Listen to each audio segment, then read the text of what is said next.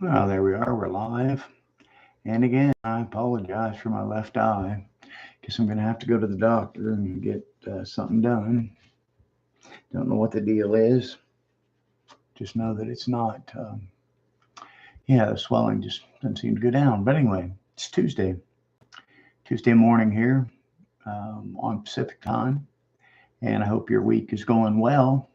Decided to talk to you about a few things: spiritual things, political things, sports things. And I know everybody has opinions, and we all think our opinions are the very best and greatest to ever come down the pike. So I'm not sure how we want to approach that. Spiritual things, faithfulness. Faithfulness is one of the big benefits for a person spiritually. Faithful in your prayers, faithful in your Bible reading, faithful in your church attendance, faithful in your tithing and offerings to the church, to the ministries of the church, to support your church, that it might be what it needs to be in the community where you are. Faithfulness to share the gospel, faithful witness, faithful living in general. What I see more every day is people want to do whatever they want to do, and it's no big deal. They want to lay out of church on Sunday to go do something, they do. Any excuse will do when you're wanting to get out of church, I guess.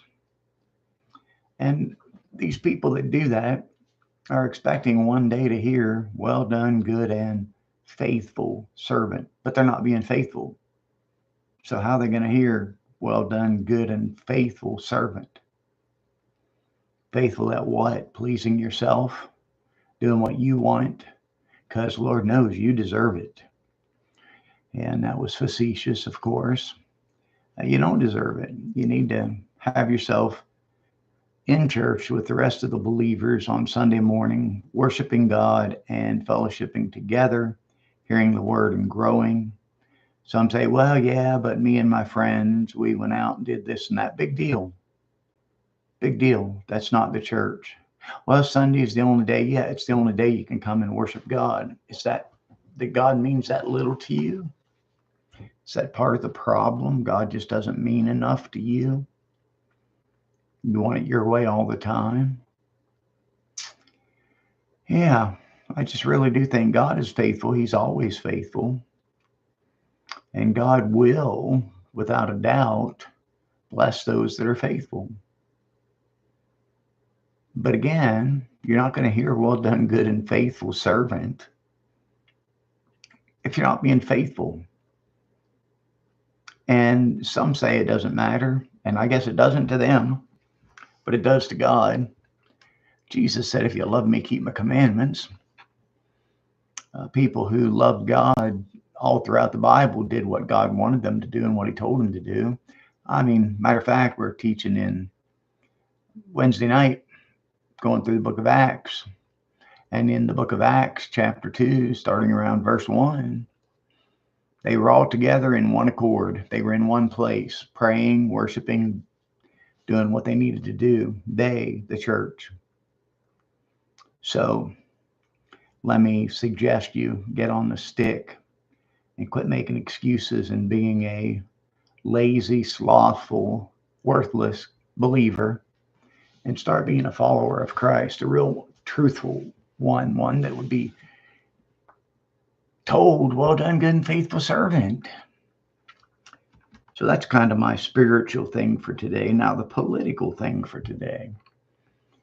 If you're a Biden supporter in the United States, or you're a Trudeau supporter in Canada, I just want you to know you need to kind of hit the refresh button on your brain, because both of those losers are in it for themselves and not for the people. I mean, Dementia Joe Biden, and that's what I call him, Dementia Joe. He uh, he just isn't much good at all. Now his babysitter, the one that babysat his kids back in the day, that he would drive home, and who knows what happened on that drive. She's his babysitter now. Yeah, got rid of his wife. Somehow she died in a tragic car accident. Yeah, I wonder if the brake lines weren't cut there or whatever. But uh, Jill Biden, she wants to be called doctor. Jill Biden, the babysitter, she is so wicked and evil. She is definitely committing elder abuse with that old man. He needs to be put out to pasture. He shouldn't even be up for nomination for anything, not even dog catcher. He couldn't do that.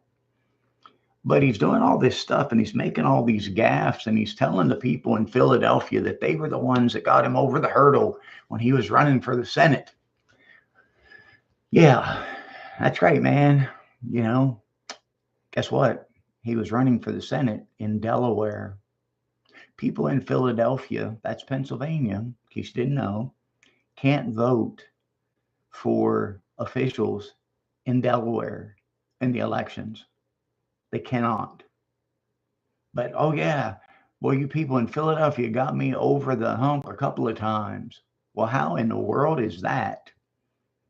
That guy lies more than anything I know. He lies more than the rug you put in your entranceway to your house. Um, and yet there's people that want to support him because of why? Because he's for abortion. He wants to kill babies. He's for letting illegals, the invasion force, come right on into the United States. And I mean, this invasion force, there's going to be some bad things happening in the United States. He's letting Chinese age military men in. He's letting Arab military age men in. He's letting South American and all kind of people just come across, come in. We're not a country because we don't have a border.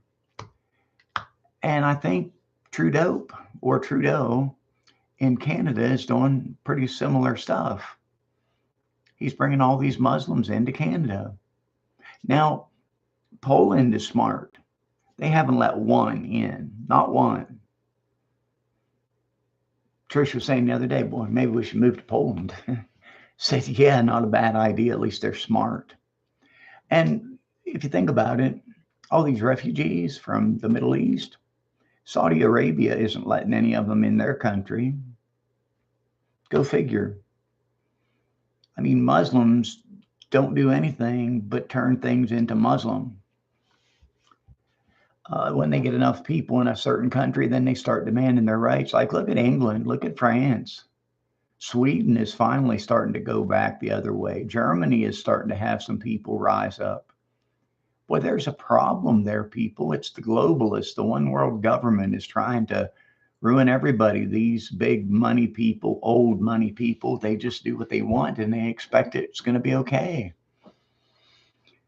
You know, Obama's brought the race problem back to the country with Trayvon Martin. Could have been my son. Well, no, it couldn't have, because good old Obama is a homosexual, has been since he was in college.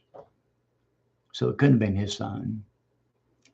But anyway, now you might not have known that, or you might know that. Either way, I'll stand by it. There's lots of proof out there. I don't believe he was born in the United States. His forged Hawaii birth certificate. You can forge anything nowadays, people. Anything. And they do. Now moving on, because we're at about the 8.5 minute mark. Sports. The Women's National Basketball Association, the WNBA, where Caitlin Clark is a big topic. Some people want to hear about it, some people don't.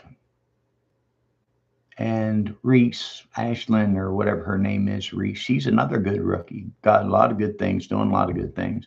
But Caitlin Clark, you see, she comes from Iowa. She was great. I think they won the national title. But she's a little white girl.